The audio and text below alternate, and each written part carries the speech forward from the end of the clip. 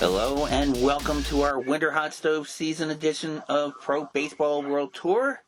My name is Rick Crabb, and joining me from his spring training facility in Florida, Mr. Eric Marenbach. Eric, how was your weekend and week in baseball, sir? I love it. You know, you've got these winter leagues popping up everywhere. Dominican, Mexico, Venezuela. I've been watching Colombian too.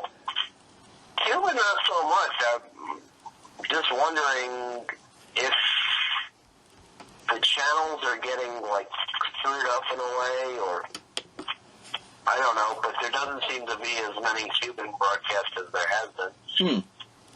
And as we say in Australia, we're starting up this weekend. Awesome. That's something else we can get into next week. Okay, yeah, definitely. All good and love and more. Oh, yeah, absolutely, yeah. Yeah, I even saw a blurb in our groups, and I know you commented on it about the ABL having a media day with Manny, but we'll get into that later on. But let's start things off with the Dominican Republic. We'll go over the standings real quick. And Eric, if I butcher the pronunciations of these teams, please correct me, by all means. I was going to say, you want me to go through? Okay, I mean, if I've got it. Since my pronunciation, Okay. All right, well, I'll tell you what, I'll go one by one, and then you tell me if I'm right or not, and then I'll give the results, okay? So I'm looking at the standings right now. The first team is in first place at 10-8. It looks like we have the Estrellas Orientales. Estrellas Orientales, very good. Okay, thank you. And second place in 12-10, we have the Aguillas. Hang on a second. Aguilas Cibaeñas. Muchas gracias, okay. Then at 13-11, we have the Leones de Escondido. Leones de Escondido, okay. And then behind them, if I'm not mistaken, they're defending champions, the Toros del Este. Yeah. Okay. Behind them at 8-11, we have the Tigres del Lice. Tigres del Lice, yes. Okay. And bringing up the rear, we have the Gigantes del Cibao. Cibao? Cibao. Okay. Gigantes del Cibao. Okay. All right. Well, maybe by the time the season ends, I'll be able to get there will be a test later on. Oh, okay. And we can go through all this stuff. All right. It's fun, though. Okay, that sounds like a plan. All right, well, Eric, I know you've been monitoring this league very closely. What are some observations you've seen in the past week? Well, they started late, so there used to be a time where, in traditional times, they would always be off on Mondays. That not being the case because they started mid-November. Okay. So they're pretty much playing every day. Sometimes you're getting two teams that are off, but when you're compressing the schedule a little bit, that's what's going to happen. As a matter of fact, the game that I'm watching between the Toros and the Tigres, Domingo Germán didn't even make it out of the first inning, and the Licey Tigers are going with Irvin Santana. Licey's up 4-0 at the end of an inning and a half. So. Oh, my God. Germán started off the season pretty well. As a matter of fact, he was part of a multiple pitcher no-no in his first game.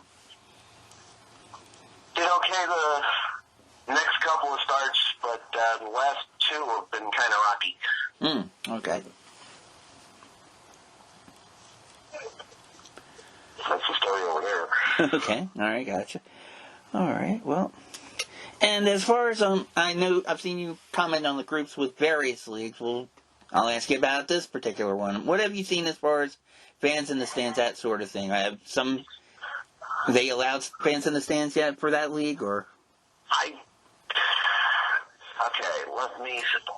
haven't been noticing anything other than scouts, if anything, and maybe some family. Mm-hmm. But that could be changing rapidly now that we sort of have the vaccine floating around. Right. So everything is, pretty much ad libbing at this point as far as fans go. Right. I do know in the other leagues, they're starting to put in some stuff. Mm-hmm. Mexico's been putting in, I don't know the percentage. Venezuela, which we'll get into later, mm-hmm. is up to, in some of the teams, if not all, 30%. Oh, no kidding. So they're almost like the CPBL of the Caribbean leagues, I guess. So, yeah, well, everything's got to go in baby steps. Right. Okay. Well. And that's hopefully going to be somewhat of a model of how we do it in America. Hope so. I hope so. I can only hope that the teams in MLB are using it as a role model, and everything progresses from there. I was actually talking to a friend of mine who I normally see down in spring training here in West Palm Beach, which is the home of the Houston Astros during the Grapefruit League season. He says she hasn't heard anything from the Astros as far as fans being allowed to get into games. They haven't gotten information on their tickets yet, so on and so forth. So everything's still up in the air, even though the schedule is set. Interesting. Okay. Now, you said there's a facility of the Astros. Are they still sharing with the Nationals, or did the Washington move out of there, or is that... No, everything's still the same. Mm-hmm. So they have, their Astros season ticket package, which is, half of the games over at the ballpark of the Palm Beaches. Mm-hmm. And the Nets do the other half. It gets to the point with the Grapefruit League season, as much as it is, where you'll notice during the scheduling, the South Florida Five, as I like to call it, where the Cardinals, Marlins, Astros, Nationals, and Mets are playing each other so much it's like incest. Right. And, every once in a while, the teams on the other side of the coast do manage to come in, and they'll make the 2.5 to 4 hour trip. Mm. But they will stick by the more or less general rule of the minimum of 4 players off the 25-man roster making the road trip. Right. I was going to say, it sounds like they would be doing kind of like the split, how teams will do like the split trips, like they'll have like, maybe like... Well, it's even worse than a split squad. First of all, in both leagues, whether it's Arizona or Florida, it's an even split. So you're always going to have one game with a split squad. Instead of it being, 16-14, and you could not go with the split squad concept. So, but the South Florida 5 teams, they'll do split squads more often than not. And the other guys who are making the long road trips, they'll take their minimum of 4, and the rest of them are all minor leaguers and quote-unquote non-rosters that they will bring from minor league camp to basically come into the ball games. Those are the ones with the football numbers and no names on the back of the jerseys. Right. Pretty much no. And basically have numbers like 57 through... Yeah. Right. They were their prospects, pretty much, I guess. Yeah. Yeah, especially the pitchers that have like 57 and onward. Yeah. Yeah, well, I mean, you're getting your 90s up there. It's not like Asia or even the Dominican Republic where they'll have some guys in triple digits. Right. It's kind of funny seeing triple digits on the back of a jersey. That is crazy, but it will eventually happen probably with the Yankees because they've got so many retired numbers that there's not really double digits left. Right, yeah. You think about it. Well, I know. I mean, especially like Garden and Yankee Stadium. I mean, my goodness, yeah. Like you said, it's so many retired numbers. It's like he might be running out of room for plaques or whatever. I don't know. But. Right. We've got 20 some odd retired numbers now, and I don't know. A lot of the players nowadays are using numbers out of either high school or their birth year or something like that. You know, maybe it's a little diversion. Maybe it's a good luck charm. Right. Who knows? Yeah, because if you had number 3 in high school or college, you're SOL there, I would imagine, or 44. Yeah. Gosh. Even if you're wearing it in the farm system, once you make it big, forget it. Oh yeah, definitely. Yeah, I mean that would be as much of a approach to tradition as George Costanza dragging the jersey through the mud on that episode of Seinfeld. But anyway. Anyway, so do you have anything else to comment regarding the Dominican Republic? Because I'm going to probably talk about our friends in Mexico in a little bit. Yeah, I can swing from league to league. I mean, there's so much stuff to talk about in either way, and even with the Asian seasons over, there's a bunch of little tidbits of news on the hot stove too. Oh yeah, definitely, yeah, and we'll definitely get to those, I'm sure. All right, let's move on over to Mexico. Before we get to the standings for them and butcher the pronunciations of their teams, I have a story about.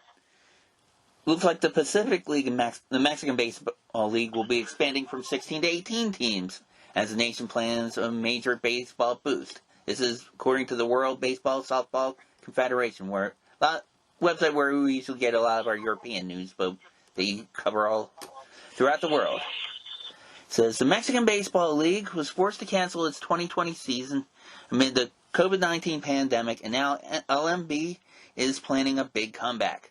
The top-tier league and WSC associate member is expanding the pool of participating teams from 16 to 18 for the 2021 season. The president of the Federal Republic of Mexico, Andrés Manuel López Obrador, known in Mexico as AMLO, together with LMB President Horacio de la Vega, met the leaders of the two new teams, Los Mariachis de Guadalajara and El Aguila de Veracruz. Let's see. And then he has a tweet in Spanish under that. And I'll scroll down a little further. Okay. AMLO announced during the meeting that the government plans to build a sports city on the site that was supposed to host a new international airport in Mexico City. It will include 20 baseball fields. The construction of NAIM was announced in 2014 by President Enrique Peña Nieto, or EPN, and interrupted in 2018 by the current government. AMLO's administration plans to build a new international airport at Santa Lucia Air Base, Mexico City North. Okay, alright, so there you have it. So basically it looks like that team's expanding to 2 more teams in the league, and I don't know, it looked like construction was halted on some stadiums, which, I don't know, it's kind of unusual to hear in this country. Usually, unless there is a pandemic or a hurricane or something of that nature, usually if teams are building a new stadium, they're the Field of Dreams model of, we'll build it, they will come. I don't know. What's your take on that particular situation, Eric? I'm actually kind of surprised that I didn't even know about the new stadiums.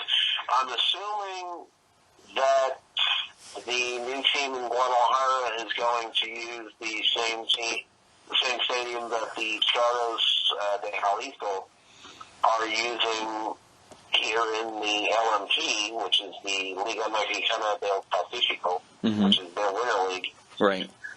But as far as the other stadiums, you've already got in Mexico City, I believe, one, if not two stadiums. So if they're constructing one to replace one of them, I don't know. Right.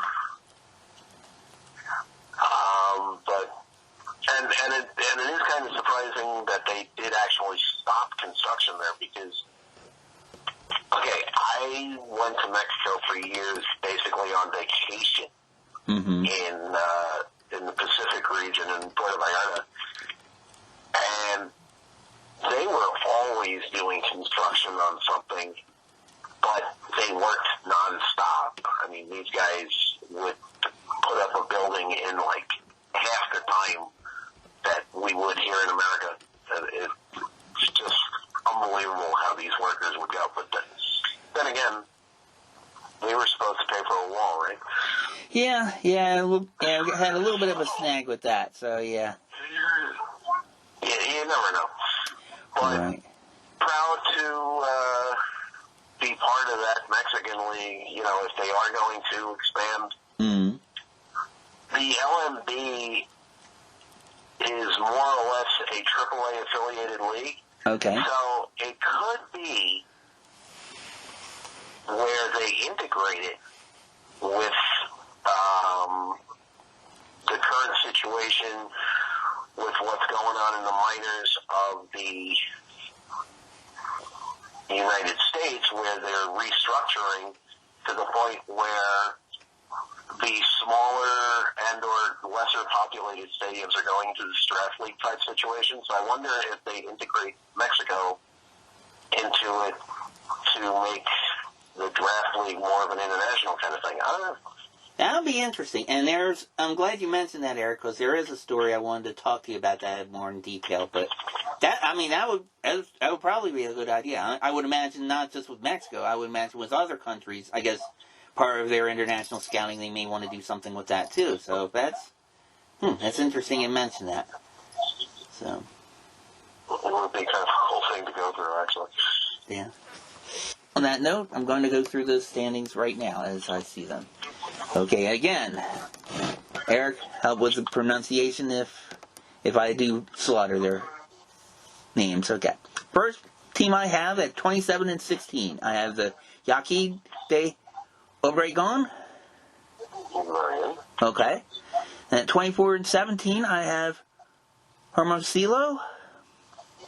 It's the non-heroes of Hermosillo, Okay. which actually stands for Orange Growers.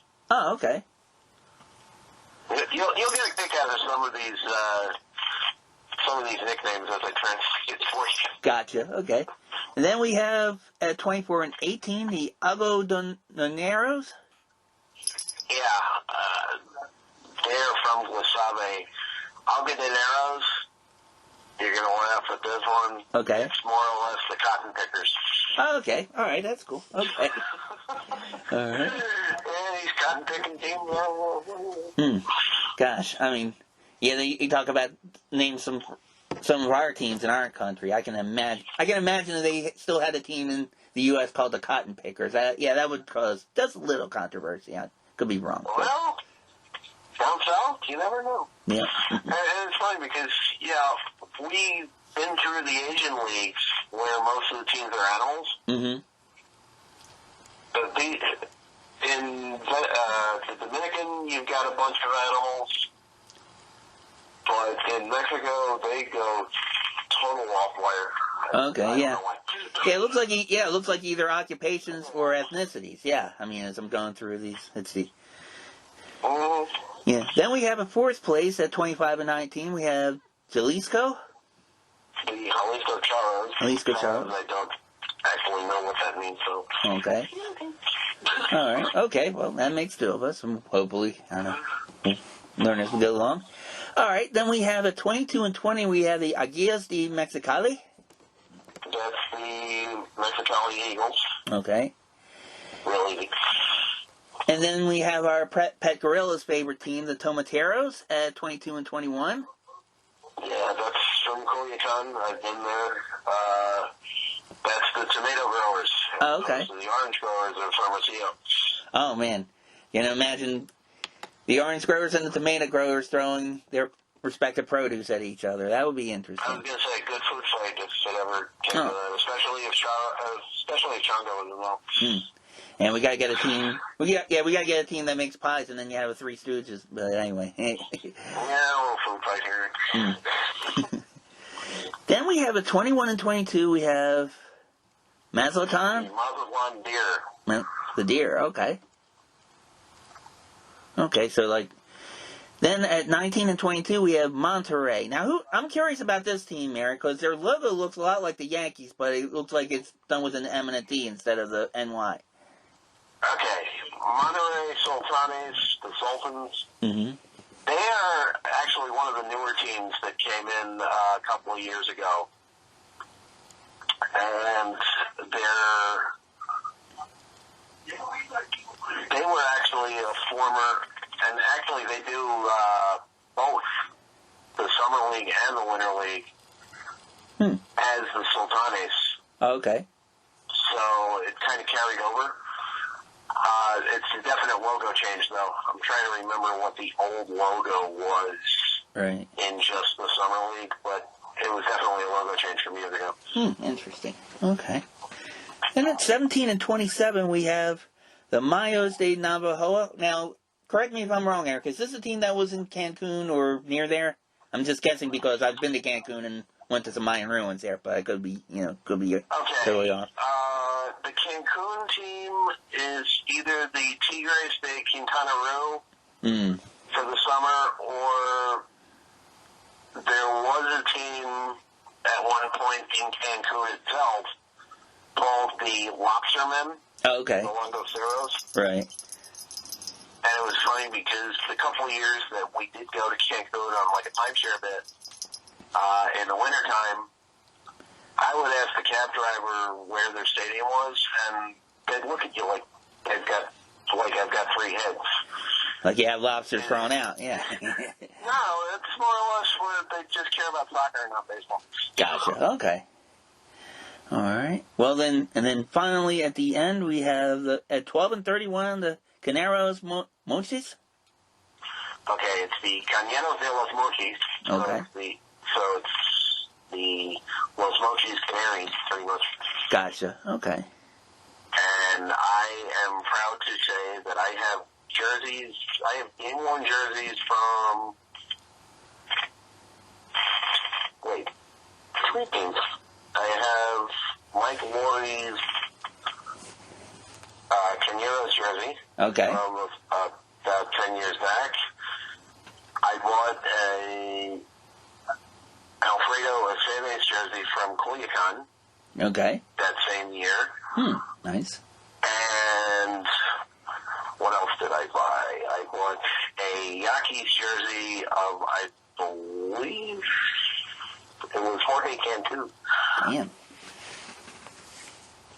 But and I'm kind of bringing this up again with the kids that I was more or less the good luck charm for in the late summer, early fall, as part of my I'm bored as hell, I need some baseball with the Franklin Square Hitmen. Right. Every game I would go to, I'd have a different jersey on. And they'd all look at me like, how many jerseys do you freaking have, dude? And you were like, oh, that's nothing. You see how many bobbleheads I have. Yeah, I was quite international, including, some Taiwan jerseys, some Mom jerseys from the Dinos, et cetera, et cetera, et cetera. So. Nice, okay. No shortage of them. No, that's cool. Yeah, I'm starting to get my collection going, and then when I'm off the air, I'm going to send you a picture. I finally got the Kid Tiger program up, in my little baseball corner, more or less. But, yeah, I'm not exactly Eduardo Perez, like he would brag about, his jersey collection. Right, yeah. Well, to be fair, he had a little connection between his playing days and his father's playing days, and, wow, But he had some cool stuff, though. I mean, as the first, when I learned about the KBO jerseys, about how they have a unique system with basically the stitching of their armpits area, which I thought was kind of interesting. But I don't know. I never saw this jersey of any team. When I got my jersey, I kind of, looked at that and I was like, that's a little weird. Yeah. Yeah, I mean, if I didn't know that from Perez, when I got my Twins jersey, I would have thought, wait a minute. I would file a complaint with the guy that got it from an eBay. Like, hey, man, where's the armpits? Part of the jersey's missing. When you get some moss to it or something? But no, that's just how they were cut and styled, so it's interesting. Yep. All right, well. Okay, so were you able to observe anything stood out from this particular league that got your attention? Or the Yankees started off like wildfire in the first half of the season. Okay. Kind of cooled down a little bit, but they're still the cream of the crop. Right. As you can see from the standings and from the playoff scenario, that hasn't changed, where you'll have your top 8 teams, 8 out of 10 making the playoffs. Right.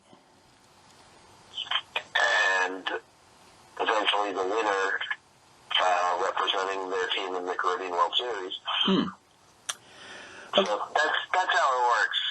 Okay. In Caribbean leagues. Oh, that's interesting. So you go through your round robins and your playoff situation, and that the winning team in that league will represent your country in the Serie del Caribe in February. Oh, okay. Now, how many countries are eligible in that? Because I saw Mexico and Dominican Republic. I think they both do that with their leagues, but. Okay, well, last year, I know they expanded to Colombia and Panama. Okay. With with Panama actually winning the whole thing, and they hadn't been in the Caribbean World Series in, I believe, 53 years. Oh, jeez. So it was their first series win, and they were pretty much the young kids of the group. Okay. With a whole bunch of people that I never heard of. But they played their hearts out. Oh, okay. And they just steamrolled over everybody. Oh, my goodness. Okay. All right, well. Moving on throughout the Caribbean, we'll move over now to Venezuela. Now, in their particular... They've only played 16 games over there. And those games are readily broadcastable, even without the apps that they used to run on both platforms. There's more and more either cable coverage through one of the channels that I go through in my cable package, and or it seems that one of these baseball groups, Facebook groups that I know I belong to, and I think I invited you in there. These guys will get their IPTV games and stream them through their video game consoles. Oh, okay. That's how streams come about. Interesting. So they use their video games kind of like as a VPN almost. Okay. Yeah. Well, that's how they're getting away with it anyway. Right. Okay. Sometimes what YouTube will do is if you're trying to leech off of a pay site, depending on how vigilante they are, right? They can shut you off in a New York minute, and suspend your channel, yada yada yada. Ah, wonderful YouTube. Good job, guys. Yeah. If you're paying for something, why should you leech? But yeah, that's true too.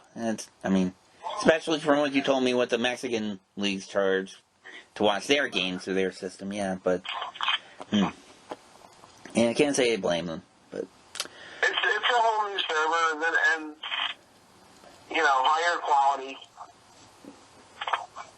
So I don't know if they're gonna carry that on to like the full year. Mm-hmm. And maybe give me a price break like they used to in the past. Of course, I should whisper this, but I haven't paid for their summer league in like 4 years. Oh, jeez. Don't let this get out. All right, maybe I don't know. Maybe I'll cut that out. Actually. No. That's why I whispered it. Okay. All right. Okay. So all right. Don't worry. It's just between us. QT without not being on the QT. But, right. Gotcha. It's part of the fun of the show. Well, I was going to say, with our ratings, it kind of is, we probably maybe have like 2 more people besides you and I listening to each other in a conversation. But anyway. But, pretty much. Yeah, pretty much. Okay. All right. Well, look, I have the standings for Venezuela at the moment. We'll start with the West Division, it looks like. And in first place at 9-7, we have Lara. The Cardinals. Okay, sweet. And then tied with them at also 9-7, we have the Magallanes. The Navigators, okay. And then at 8-8, it's Happy Hour somewhere, Margarita. The Bravos. Okay. All right. And at 5-10, we have Zulia. The Eagles. Eagles are very popular in Caribbean League. No kidding. Okay, well, hopefully their fans can will them to move up to the standings a little bit. All right. Well, also, then we move on to the Central Division. We have... Okay, hang on. Enzo... You want me to do it? Go for it, yeah. It's the Caribes de Anzoátegui. Okay. Anzoátegui, actually. Anzoátegui, okay. All right. We have them at 11-5. And then at 9-7, we have... The Tigres de Caragua. Okay. Another Tigers team. Okay. And 8-8, we have Caracas. Leones. And finally at 4-11, we have Guerra. La Guaira, the Sharks. The Sharks, okay. Oh, yeah, I saw them, the Tiburones, yeah, because I think there's a team in the Mexican Soccer League also called them, too. I almost bought one of their jerseys because of their logo, but okay, cool. All right. And as far as Venezuela merch, I only have 2 hats from Magallanes, and what was the other one? I think it was the Cardinals, because at one time, a few years back, they actually did a couple of Winter League games at Marlins Park. Interesting. There were 2 Dominican League games and 2 Venezuela games at Marlins Park. And then, I'm trying to remember where the site was, but they did 2 Puerto Rico games somewhere in Florida as well the same year. Oh, okay. So it was kind of cool. Yeah, that sounds like fun. I mean, was it like a tournament, or they just happened to... No, they actually had, they actually sanctioned it as regular Winter League games. I guess they were trying to globalize it a little. Right. I mean, there's big Hispanic population around Miami with Little Havana. Yeah, especially, I was going to say, with Cuba and Dominican. Yeah. Venezuelans around, but it's more or less the Dominican population. And the funny part about that was that since it wasn't a Marlins game, neither one of the teams paid for the air conditioning. Oh. So they had the roof closed because of the humid weather. Oh, gosh. But they didn't climate control it. Oh, no. Like a normal Marlins game. So it was pretty stuffy in there. Yeah, I bet. God, it was like playing in like a warehouse. That sounds horrible. Can you imagine if they would have played that in that scenario in COVID? Forget it. Man. Yeah. I think I remember asking one of the security guards. I go, "What's with the AC?" She goes, "Well, if you go by the windows, you can feel a little bit of ventilation, but all four of the teams, since it was kind of a last-minute thing, they weren't offered the air conditioning options." Oh, jeez. I was like, whoa. Yeah, that's... I don't know, Corona Fits. Get your act together with that, man. I mean, that's... Needless to say, the vendors made a killing with the bottled water. Oh, I bet. Yeah, as well as other beverages, I'm sure. But, God. Actually, though, you know, even if... I don't know. If I was down there with you watching that, even though I'd be complaining about the heat, that would be... I would still think it would be a good time, though. I mean... Oh, well, we had a great time with the Dominicans, because the Dominicans especially, during a full Winter League game, are full of, how do I put this nicely, percussion instruments. Oh, okay. So they're banging and drinking pretty much the whole game, and, you know, doing their little dance and stuff. Kind of like in Asia, like they do it in KBO, LNC, stuff like that. Right. But to a different level. Gotcha. It's not, you know, where each player has their own little theme song or chant or whatever. Right. But, you know, when you're drinking, right, anything sounds good. I imagine it's more like the soccer clubs where the chants are more like taunts towards the opposing teams and stuff like that. Okay. Exactly. Right.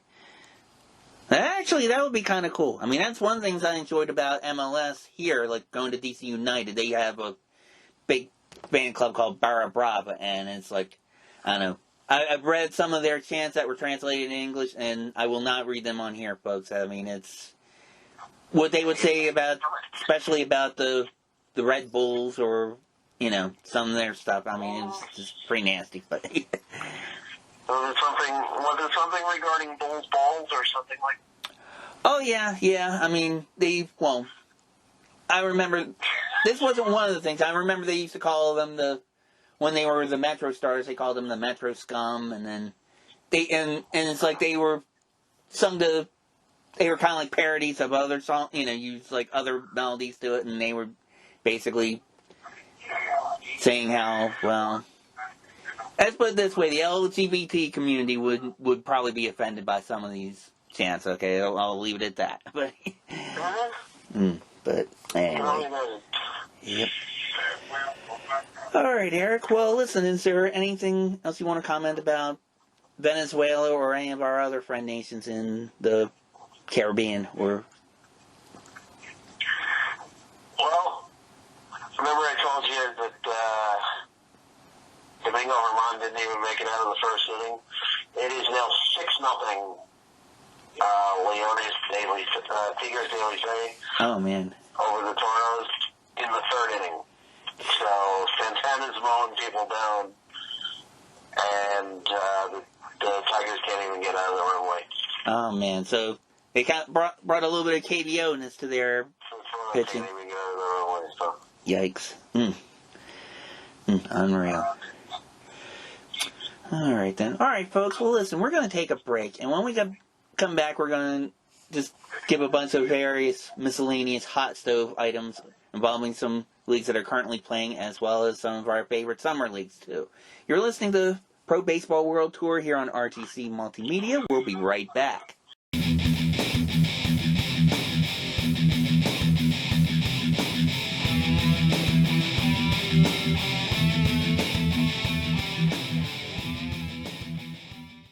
Alright, folks, welcome back to the Pro Baseball World Tour here on RTC Multimedia. Rick Crabb and Eric Marenbach. And we're going to be moving our world tour pretty much all over the place on this particular segment. We're going to start in Japan, and going to go with a player I think you did kind of like a half joke in one of the groups where you said that this guy was your homie, Fukudomi. We got a story about him returning to the Chunichi Dragons. Dateline, Nagoya. Veteran former major leaguer Kosuke Fukudomi is set to rejoin the Chunichi Dragons, the team which drafted him 22 years ago after agreeing to terms in principle, sources with the Central League club said Thursday. The 44-year-old outfielder has 2,407 hits in Nippon professional baseball and the majors combined, but struggled this past season for the Hanshin Tigers, batting .154 with 1 home run and 12 RBIs in 43 games. Chunichi this year finished third in the Central League for the first time in 8 seasons, but has been short on pinch hitters and could not establish a regular right fielder. Fukudomi joined Chunichi in 1999 as the Dragons' top draft pick. He led the CL twice in batting average and was the league's MVP in 2006. He spent 5 seasons in the majors from 2008 with the Chicago Cubs, Cleveland Indians, and the Chicago White Sox before returning to Japan with Hanshin in 2013. So, Fukudomi is returning home to the Dragons. What's your take on that, Eric? I like it. I always like when guys want to come back and contribute to their own team, either trying to bring a little respect back to the franchise or, just trying to promote them more. Mm-hmm. Pretty much that's what this move is, I would think. Right. To bring respect to the organization. Now, within that scenario, you've got players from different leagues moving over to Japan, and I'll get into this right off the bat. Mm-hmm. One of the guys that was a superstar in the KBO is now a member of the Hanshin Tigers. In the case of Mil Rojas. Ah. Excellent. So, Rojas is the MVP of the KBO, but yet doesn't stick with them. Not only did he not stick with them, but in a subsequent interview had some choice words about that league in general. Oh, wow. And I can take that a whole bunch of different ways. Okay. Well, what's your interpretation of what he said? Well, with the exception of the American pitchers that came over, of the 3 leagues internationally, I would pretty much rank the KBO, believe it or not, as the least popular of the 3. And I only say that because the other way around, when Korean players come to the U.S., they fail miserably. Right. Hitter-wise, anyway. Because, and a lot of players that will come to mind, one that is near and dear to your heart, Hyun-Soo Kim. Right. When it came to either the Phillies and or the Orioles, he just couldn't hack it. No. And this has happened more often than not with a lot of the hitters and or pitchers in the league. The pitchers will last a little longer, but for the most part, the hitters can't catch up. Reason being, you're not going to have guys who throw 100 or even 95 in Korea. Right. You're pretty much going with junk ball. And that's why the guys that come over from America and pitch in Korea tend to excel more. Makes sense. Because they're coming over and they're throwing their usual 95 and up. None of these guys can catch up with anything unless you're a Rojas or Roberto Ramos or Hernandez or whatever that has had experience against these very pitchers. So when Rojas is basically saying in an interview where he's downplaying the league as far as talent. I can pretty much see it. Right. Because of the type of pitching that's going on. And also with them, too, I mean, not only the pitching, but it seems like, and we've joked about this a bunch of times, even KBO fans call it KBO-ness. The defense behind those pitching are inferior to MLB and probably also to Japan and CPBL as well. Pitchers, a lot of times, how they get out of innings, it's not necessarily throwing, strikeouts to everybody. It's throwing ground balls for double plays and such. And it seems like the KBO pitchers, some of them, they suffer from that. They'll set up for the double play properly, but then they'll have their shortstop boot it or throw it into first base, just missing the cheerleaders. Their defense sometimes suffers a lot from that too, I think. But.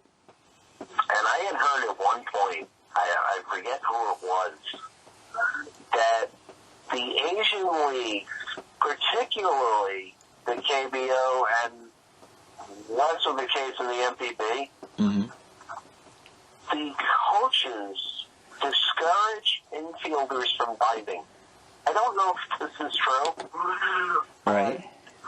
Having watched the KBO this year more intently than others because of the lack of MLB, mm-hmm. that's where you saw a lot of the errors being made in the infield because these guys aren't making the MLB-type plays, diving into the hole, making the proper throws, either sidearm or whatever. Mm-hmm. I don't know. You seeing that, or what do you think? You don't see that a lot. A lot of times, I remember, in our league, Manny Machado was brilliant with that. He would almost have he would have a cannon, and he would throw a sidearm, if he would dig out a ball from the third baseline or whatever. Yeah, you don't. I agree, Eric. I don't think you see that a lot in KBO. I was told at one point that they are either discouraged from diving or it's disrespectful to dive after a ball. I don't know. That could be a cultural thing too. Yeah, because you see a lot of. There have been a lot of players. I even heard Perez yell at them on the ESPN. It's like, oh gosh, if he would just extended himself, he could have got that ball. But it could be, like you said, it could be just, I guess, how they were trained or whatever. It's you just let it drop in front of you and then grab it. But yeah, that arm or whatever. I don't know. Yeah, it's funny how they deem that as disrespectful, but they'll bat flip. So makes you wonder. And again, it to them, it's not really a flip, more or less. It's the way that they're holding the bat, mm-hmm. how high they're actually holding the bat, so that therefore it looks like a flip when it's actually not. Right. It's kind of like us when we were in Little League, where we would choke up on it if the bat was too heavy for us, I guess. But right. Yeah. Well, staying in the KBO, we have got a story regarding the NC Dinos. Looks like a star catcher earns near unanimous support for the KBO's Golden Glove. Dateline of Seoul said the consensus pick as the best catcher in the South Korean baseball earned near unanimous support for the final piece of hardware for the season on Friday. Yang Weiji of the NC Dinos won his third straight Golden Glove and sixth overall by winning 340 out of 342 votes cast by baseball writers, broadcasters, and color commentators. Doosan Bears Park Sae-hyuk and KT Wiz's Yang Sung-woo each had a vote to keep Yang from becoming the first unanimous winner in Golden Glove history, which dates back to the inaugural KBO season in 1982. Yang led all backstops with a .328 batting average, 33 home runs, and 124 RBI, with single-season record by a catcher while playing his usual stellar defense. Yang punctuated the year by captaining the Dinos to their first Korean Series title last month. He was also voted the series MVP. The 33-year-old now ranks second all-time among catchers with 6 Golden Gloves, one behind the retired star Kim Dong-soo. The award ceremony was held in Seoul without fans or media on hand. Only a handful of nominees and likely winners were present. Elsewhere, the regular season MVP, Mel Rojas Jr., earned the second most votes, 309, to win one of 3 outfield Golden Gloves. Rojas spent the past 4 seasons with the Wiz, but will join the Hanshin Tigers in Japan's Nippon Professional Baseball starting next year. Rojas led the KBO with 47 home runs and 135 RBIs. Rojas finished third with a .349 batting average to come up 1 category shy of winning the Triple Crown. 3 Golden Gloves were up for grabs for outfielders regardless of positions, and Rojas was joined by LG Twins left fielder Kim Hyun-soo at 221 and Kiwoom Heroes right fielder Lee Jung-ho at 202 votes. It was Kim's 5th and first since 2015 and Lee's 3rd straight. Kim knocked in 119 runs to rank 3rd overall, while Lee finished 6th, batting average .333 and tied for 5th in hits 181. Despite the name's connotation, Golden Gloves have been typically presented to players who put up the best offensive and pitching numbers instead of the best defensive players. In addition to the 9 fielding positions, the KBO also hands out Golden Gloves to designated hitters. What?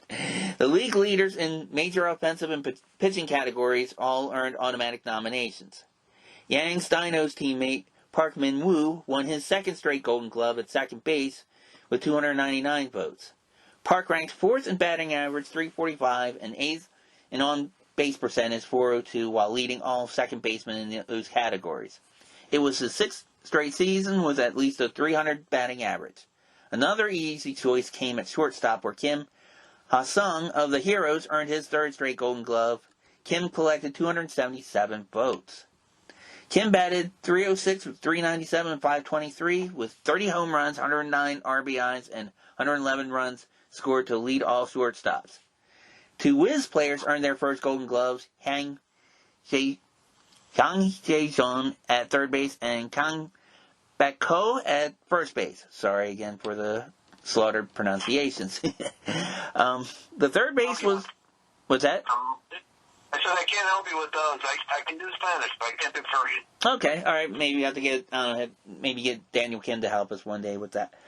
Okay, all right. 3rd base was the most hotly contested position as Hwang beat Hyung-min of the Doosan Bears by 37 votes. Hwang posted a .312, .375, 12 line plus 21 home runs and 97 RBI. It was his 5th straight 20-homer season. Hwang also put up the most offensive innings at 3rd base with 1,103 and 2/3 innings. Hwang, who moved from outfield to 1st base this year, batted .330, .411, and .544 with 23 home runs and 89 RBIs in 129 games. Kang also ranked inside the top 10 batting average, on-base percentage, slugging percentage, hits, and runs scored. Doosan Bears right-hander Raul Alcantara won the pitching Golden Glove with 232 votes. He was the league's only 20-game winner this year and also finished 3rd in the regular season MVP voting. Batting champion Choi Hyung-woo won the Golden Glove as designated hitter for the Kia Tigers, adding it to the 5 he'd won as an outfielder. Choi batted .354 for his 2nd career batting title, and also ranked 4th in hits, 185, 4th in RBIs, 115, and 2nd in on-base plus slugging at 1.2023. Choi also collected 168 votes to beat the Dinos' Na Sung-bum by 55 votes.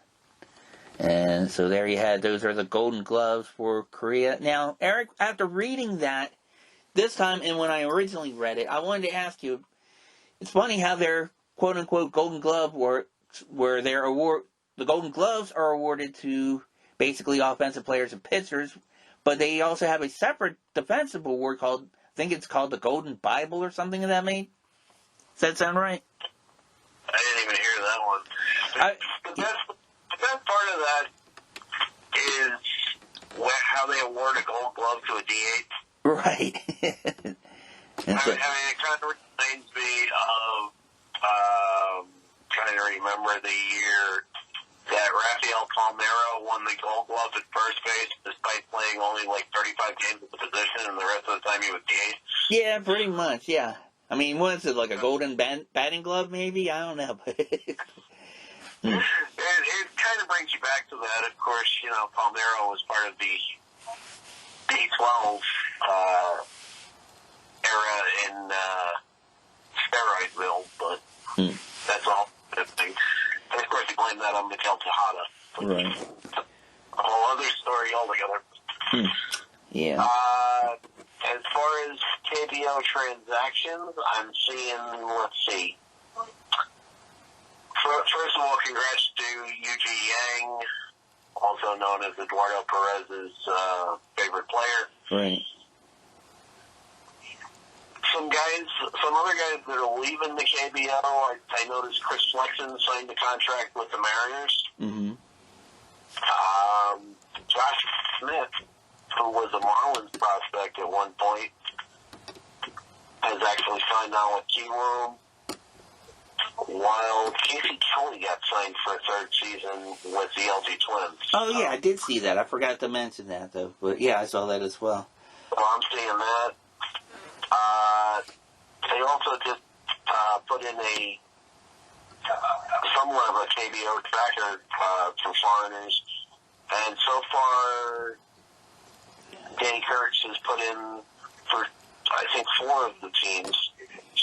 He put Jokic and Smith are the pitchers for Kiwoom. Jamie Romack, Wilmer Font, and Artie Lewicki are in for FK.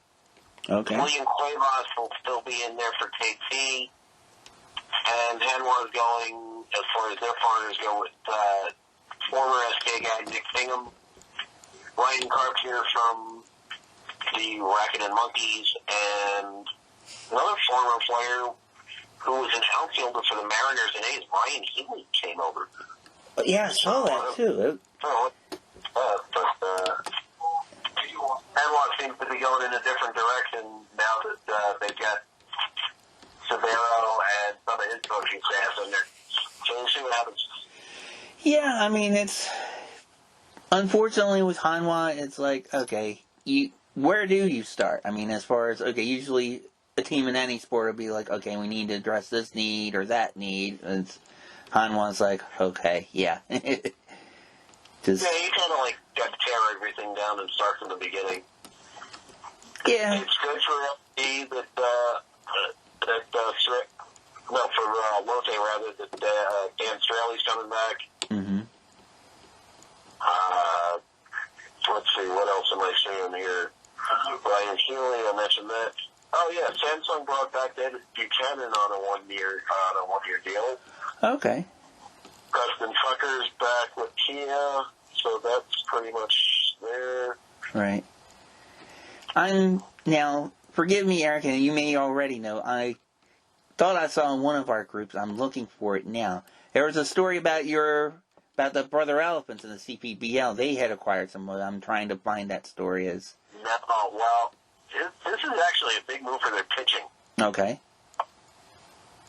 They actually hired Chin-Ming Wong to be their pitching coach. Oh, no kidding. So he moves over from Fubon, where he was more or less not really the pitching coach, but more of a bullpen type scenario and or helping out their pitchers in the Futures League. Mm-hmm. So Brother's taking a shot at him and making him their big league coach. Nice. So they mean business after getting 7 gamered by the Lions, who hadn't won anything since 2013. So they're going to mean business next year. There you go. Okay. Well, the CPBL is always, I mean, I've joked about it being a 14 mosh pit. That's, it sounds like it'll be even more so we'll have plenty to talk about when their season kicks back into gear. Now, it'll be cool because, the guy that I stay with, hello, Daniel. The guy that I stay with, he is actually near the more or less living facility where the Elephants players are during the season. So now that Wong's going to be there, I think we'll be doing a whole lot of video chatting. There you go. Okay. That'll be a good thing. Oh, yeah, this will be a lot of fun, actually. Okay. Well, I've got a couple of stories I want to talk to you about in our part of the world. One, a very recent story. They kept mentioning this since ESPN's airing a football game, airing Cleveland's team in the NFL. The Cleveland baseball team, the Indians, seems as if starting next season, they will no longer be calling themselves the Indians. Now, I mean, they already got rid of the Chief Wahoo logo and still call themselves Indians, just have C on the hats. But I don't know. I was listening to a sports talk host about this, Eric, and he made a good point. Okay, why would it be racially offensive to call the team that next year, but it's not racially insensitive to call them that now? I mean, why couldn't they just do what the Washington Redskins did and just get rid of their name altogether? That's one thing, I don't know. I didn't understand that, though. I mean, what's your take on that, per se? Well, you know my take as far as the Redskins go, or actually now the Washington football team? Right. They've been rumoring that for years, even before all this stuff came to the forefront. Right. And there were arguments in sports talk shows all over about why would you change the name of a franchise that has been historically that name for 50-some-odd years. I'm going to say the same thing for the Indians here. I mean, the logo has changed, but the name has always been there. Right. Now, in these days of, I hate to use the term, but cancel culture or whatever the hell everybody's calling it now. Right. It seems to be a shame that the Indians will now succumb to this. I don't know what they're going to call themselves. I don't know what type of regulations that they have to go through as far as the actual name change. Because I think actually when you change a city and or a name, and I could be wrong on this, that it has to have somewhat of a legal approval. Right, yeah. I mean, for a variety of reasons as far as for merchandise and stuff. Not necessarily for offensiveness, but, just for... If the owners agree on it, yeah. Yeah. I mean, I would think that every owner could care less if one name offends another guy. Mm-hmm. Well, I think in the case with the Washington football team, there was a lot of corporate pressure because I remember FedEx, they said they would stop paying for the naming rights of their stadium if they didn't change the name, and Nike had said that if you we will not sell any merchandise for your team on the NFL's website or on our website if you don't change the name of the team. So you do that, you're going to get all the NFL owners to agree, be like, wait a minute, we split everything, 1/32, so we get a cut on that. So, so Jerry Jones and the other owners in the league, they get part of whatever the Washington football team does in merchandise as well as what the other teams do. So, yeah, I could see that.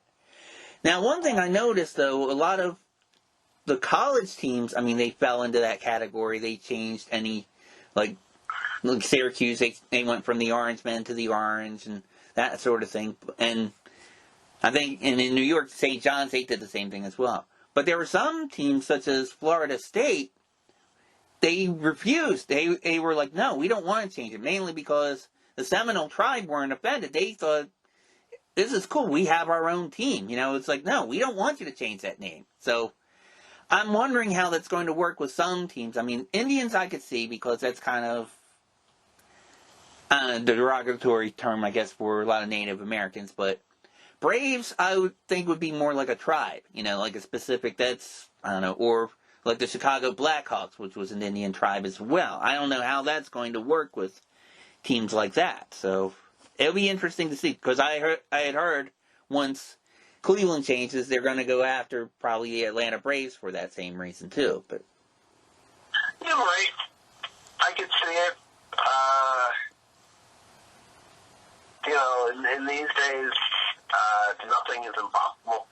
True. In which case, they may go after the Blackhawks, one of these days, because, that logo, even though it's been around for ages, somebody's going to be offended by it. Right.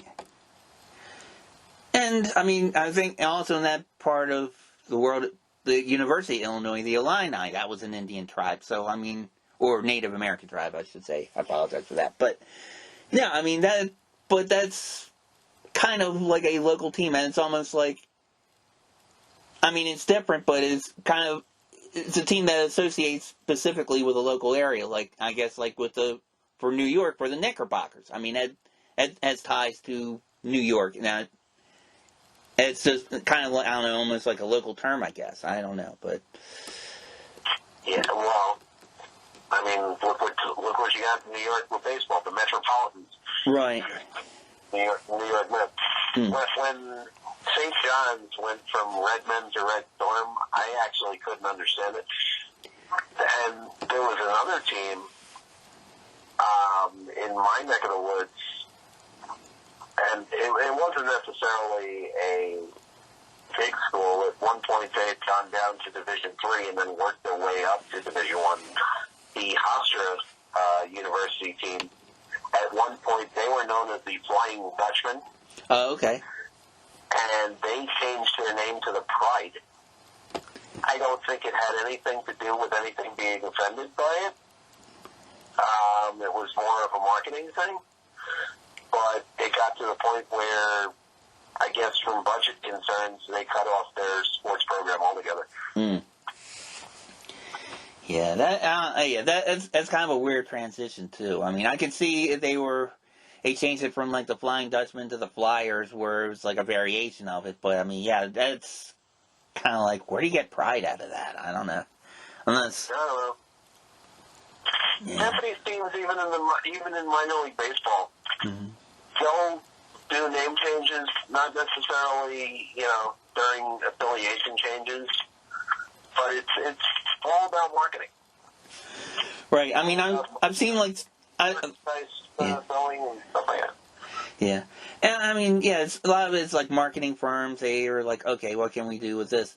And I have seen like, I think I saw like an indoor soccer team. They called themselves the Pride, and they had like a lion as their mascot. So I'm thinking maybe, I don't know, maybe they thought they could fit a cool mascot with that or whatever. I mean, there's especially minor league baseball. And one article I'm actually going to talk about this particular team. It's like the Frederick Keys. I mean, granted, they did it because Francis Scott Key lived there, but I mean, what kind of a logo would you come up with for that? I mean, if I were starting that team, I'd be like, okay, so we're going to get like, I don't know, a Home Depot key for the logo, and we're not anywhere near the Florida Keys or anything like that, but yeah, I don't know. Would they come up with some stuff? I'm not sure. But well, you remember their mascot? Their mascot was a wolf named Coyote. Coyote, yeah, oh yeah. That poor guy. I mean, poor Coyote. He looked like he lost his several fights to the Roadrunner there, man. He looked pretty sad. But I felt bad for him when I went to those games. But well, speaking of that team, for those of you who don't know, folks, the Frederick Keys were a Carolina League Single A affiliate of the Baltimore Orioles. But I have an article talking about how they are ending their 30-year run as an Orioles minor league affiliate. And the reason I'm getting to this, not just because of my black and orange bias, I want to ask you, Eric, about a league we mentioned briefly earlier in the program. I want to pick your brain about this as far as what you actually know about this league. Okay, first I'll read the article. It's from the ABC affiliate WMAR. Baltimore. The Frederick Keys' 30-year run as an Orioles minor league affiliate has come to an end. On Thursday, Baltimore announced the latest reshuffling of their farm system. Replacing the Keys at the Class A advanced level will be the Aberdeen Ironbirds. Since their 2002 inception, the Ironbirds have played in the Class A short season New York Penn League, which is two competition levels below the Carolina League where the Keys played. Meanwhile, the Delmarva Shorebirds will remain in Salisbury as the Orioles' low Class A affiliate. Over in Bowie, the Bay Sox continue to serve as the system's Double-A stop as they have in 1993. And staying at the AAA level is the Norfolk Tides. Although Frederick will no longer have any connection to the Orioles, they will be part of the new MLB Draft League, which intends to focus on top amateur prospects before they enter the league's annual draft. All right, Eric, I wanted to ask you about that league. From what I've read from other articles, it kind of sounds like almost a summer version of the Arizona Fall League, where basically teams just dump their top prospects to get them some at-bats or some pitching experience or whatever. But it sounds like that's what MLB is doing to replace, I guess, some of the lower tier or rookie leagues. I mean, is that your take on it too, or is there something I'm missing on that? Well, I think that's why they're calling it the Draft League per se, because these kids that are coming out of the draft, you're not gonna rush them into higher competition in like high A or even low A. So you've got to have somewhat of a draft choice league. So these teams, even though they're unaffiliated, will be somewhat of an Arizona Fall League type situation where I think there will be some affiliation, even though it's not formally announced. Because I remember, like, when they tried the fall leagues in Maryland, and I think Arizona did this too. It's like, literally, the players would wear their parents' team's uniforms. Like, you would see, like, a Nationals pitcher, and you'd have, like, a Mets first baseman or a Reds shortstop or whatever. I'm guessing they'll probably do something like that too. I kind of hope they do, so you can at least tell where they played instead of just having a generic Frederick whatevers, you know. No, well, what the Arizona Fall League does, I don't know if you've watched it, but I've watched it in the past since I've gone there a couple times. Mm-hmm. They will more or less wear the parent team uniforms and use the Arizona Fall League designation on a shoulder patch normally. Huh, interesting. Like the surprise Saguaros will be wearing some sort of a snake patch or something like that. Oh, okay. Peoria Javelinas, you know. So it could be that type of situation. Okay. Sure. So just like a logo of their parent team on. Okay, that would be interesting. Yeah. Because I've seen, like, you know, from what I saw, like the Maryland League. I mean, they literally had the whole jerseys. But I actually like that concept better, what you had just mentioned. So, and they could probably sell more merch that way, I would imagine too. So. I think the Maryland League kind of like faded into the distance. I had actually considered going to that Maryland Fall League, and then all of a sudden it like vanished off the face of the earth, kind of like the old Hawaii League. I remember the Hawaii League because I didn't see too many games, but I remember the early 80s, I read something about it. It was like pre-internet. I don't know how I found out about it, but somehow it might have been in a minor league program or something, but somehow my parents went over there. I got them to bring me back some merchandise from there. I had like a shirt, I think, from a team called the Honolulu Sharks or something like that. And I mean, they had some really cool stuff, but the league lasted for a while, but and it's kind of like all these fall leagues, even the couple of years that I went, okay, and this was during the time when Philly Hughes was there in like 2009, 2008, stuff like that. You get maybe 200 people a game there. So it's very sparsely populated, but the prospects that teams are sending over, they're your cream of the crop. right. And you'll also have, you'll have your All-Star game. You'll have your Hall of Fame inductions for one game, where that sometimes will get populated. And, of course, your finals will get populated from your playoffs. But other than that, you'll get 150 more or less per game.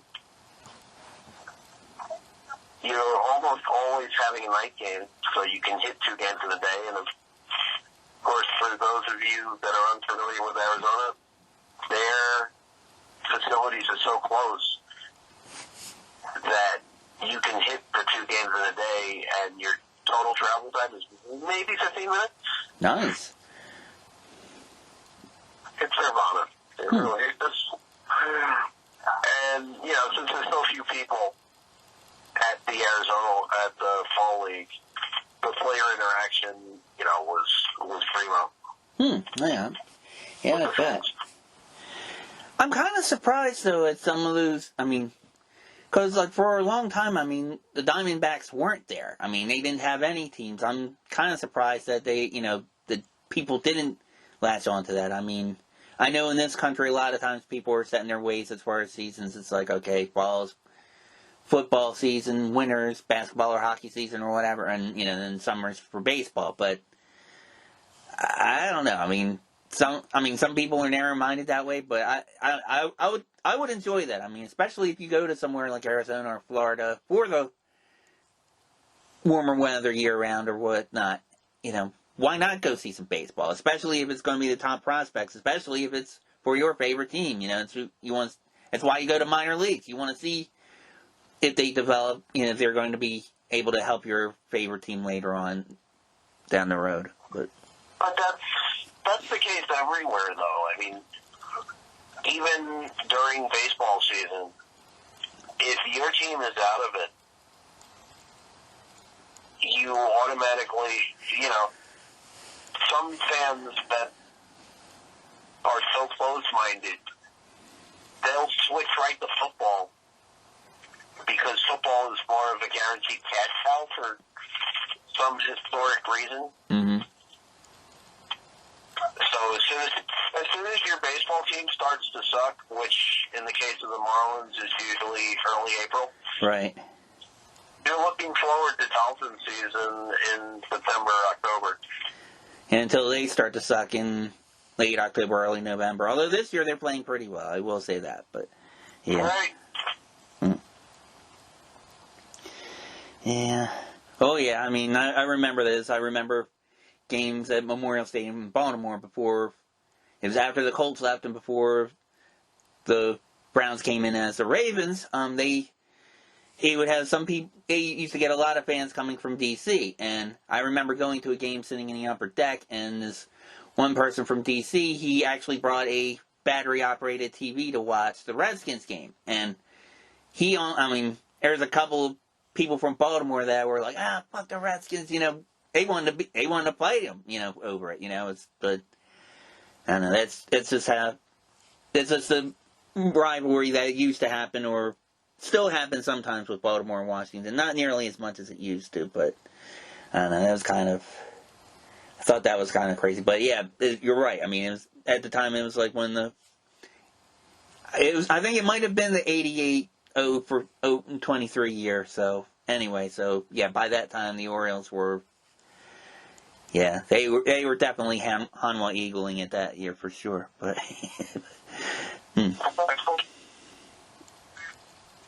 I'm sorry, what'd you say? I said that's why the colors match between the Orioles and the Eagles. Yeah, it might be. Baltimore, they can. I don't know. They could change it if they want, but that's the color of the particular bird that's here. They could adopt another bird like they do for football. I don't know, but now Hanwha, yeah, Hanwha could change their scheme. Lotte Giants, I think, changed their scheme. They went away from the black and orange to the red, white, and blue, I think, this past season. So why not?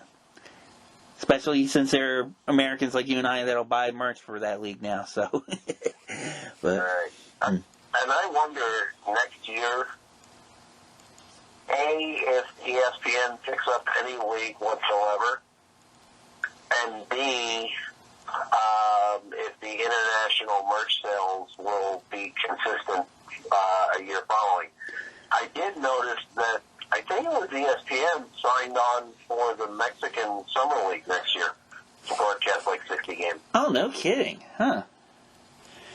So that could be good. And by the way, as a little side note, as I'm watching this game here, the Licey Tigers this inning pitched Rakuten Monkeys pitcher Luis Alberto Bonilla, and his hair is a hell of a lot different than it was in Taiwan. So. Oh, no kidding. For you CPBL fans like like me, when he is back pitching. Oh, no kidding.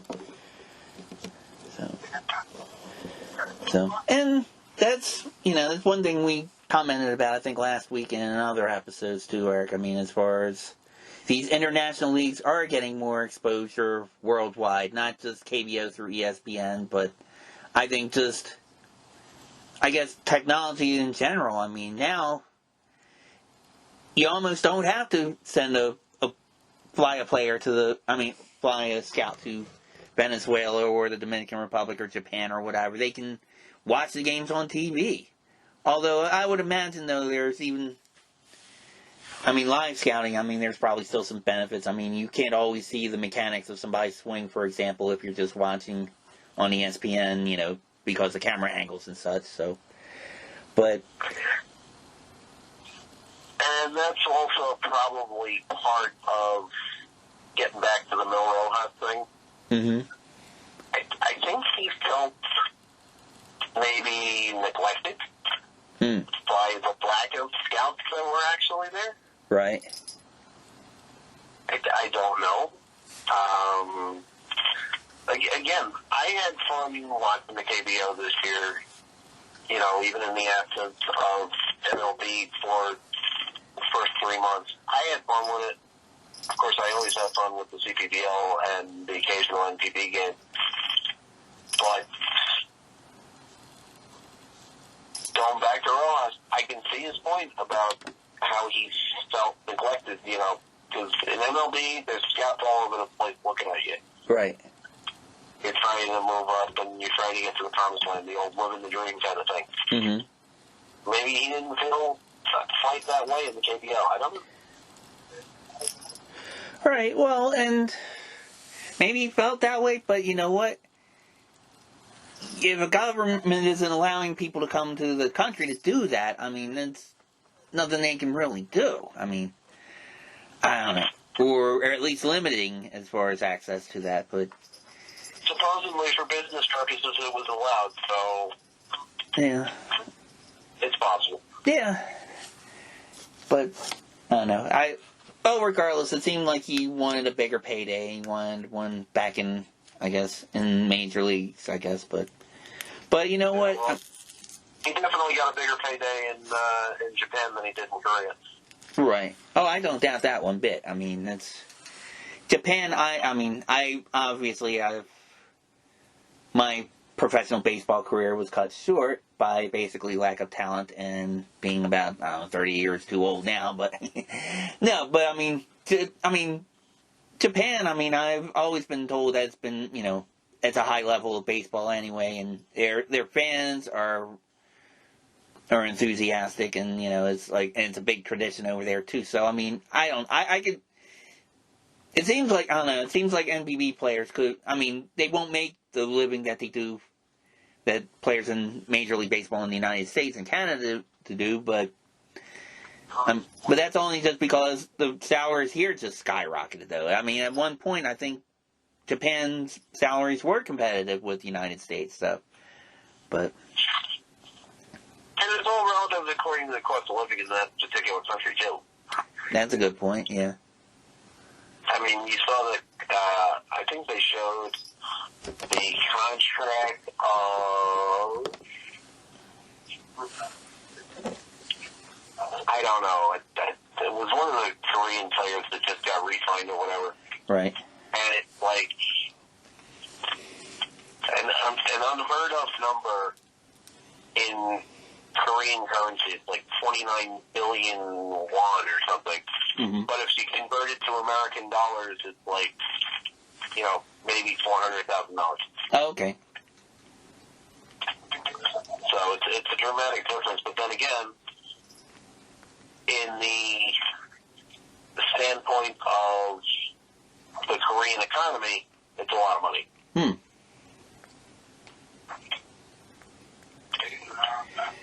Yeah, and that's one of the things I think I was personally interested in as far as the KBO, basically the comparisons as far as the economics and also the level of play and the styles of play, too. And we really didn't get to see it too much this year because of COVID, but how their fans react compared to how ours do. And I think that was refreshing as well. I mean, I think that's probably why you've been a fan of the CPBL for a while, and I see that with KBO to a lesser extent. I mean, when their fans are there, they are into it, and it's refreshing to see. I mean, in this country, it seems like baseball, it's more just an event to relax and gather, and especially the minor league ballparks, it's like the kids there could care less about the ball game, but they'll get like the little plastic cups with the ice cream, or they'll play on the merry-go-rounds, or get distracted by something else, and they're not really there for the game. But I totally agree. Definitely. Okay, Eric. All right. Well, do you have anything else you want to address about anything else in the world of baseball? Literally anywhere. Literally anywhere. Well, I brought up in the beginning that Australia is going to start up this weekend, so I'm looking forward to that. Oh yeah, definitely. Yeah. I'm looking forward to seeing how Australia will kind of welcome in Manny Ramirez. Whenever there is a American superstar that comes overseas like this, it's always kind of cool to see the fan reaction. Oh yeah, it seems like they're marketing him pretty well over there. I saw like a few things on their Facebook and their Twitter. They actually had a thing where they had Manny, and they had the young lady that we discussed last week, the Yankees ball coach, who was supposed to do the clinic with him. They were on top of some skyscraper in Sydney, and they were like, I don't know, they were just talking about how they look forward to coming to Sydney and all this kind of stuff. So I mean, I just wonder if the Dreadwigs will become popular, though. I wouldn't doubt it. I mean, already on the Sydney Blue Sox website, Manny actually literally has his own brand, his own collection of different jerseys and hats and that kind of thing. They call it the Manny Ramirez collection. So, and they got me on it as I told you. They have like an alternate road jersey, which is kind of different from. I mean, they are called the Blue Sox, but their colors are more like navy blue and Carolina blue. Where this one particular jersey, it looks like a Toronto Blue Jays, where it's a dark blue and it has the font of the word Sydney, kind of looking like the Toronto Blue Jays. Kind of looks like that Buffalo Blue Jays T-shirts I bought for you and me, but in the jersey though. So anyway, I ordered a pre-sale for that, and I probably won't get it until maybe the season ends. Who knows? I'm just kidding, ABL. Just kidding, but we'll see. I'm looking forward to their YouTubes. It all starts up, I think, on either Thursday or Friday. Mm-hmm. And I also saw I think I read an article last week. They're on that one network that aired the Pacific League NPB games. It was For Your Friends, or what was that network called again? The FDF thing? Mm-hmm, yeah. But regardless, I'll watch it wherever, as long as it's, not like during when I'm at work, or if it's like 2 in the morning on a Wednesday or something. But hey, as long as it's on demand, I don't care. Yeah, definitely. All right. Well, folks, on that note, we're going to conclude this week of Pro Baseball World Tour. Thank you once again for tuning in, and we will talk to you next week.